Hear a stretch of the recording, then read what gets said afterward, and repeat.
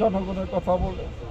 আরেকটা জিনিস আপনাদের মাধ্যমে বলতে চাই, 5ই আগস্টে সেই সময় যাত্রাবাড়িতে দেখেছেন আপনার সারা বাংলাদেশে যে গণহত্যা চালিয়েছিল, সাভার, উত্তরা এবং রামপুরা, চাঙ্গারপুর, সেই বৃহত্তম দুর্ঘটনা ঘটিয়েছিল যাত্রাবাড়িতে। অনেক মাহার বুক খালি করেছে গণহত্যা। আপনারা দেখেছেন আঁটু গেড়ে প্রতিযোগিতা করে কার আগে কে গুলি করবে, কাকে মারবে।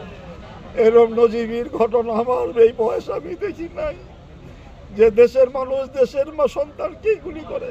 কেন, কি করেছিলাম, আমার সন্তানরা কি করেছিল? একটাই অপরাধ ছিল, সে প্রতিবাদ করেছিল, তার মোবাইলের ভিডিও করার জন্য তার জীবন দিতে হয়েছে।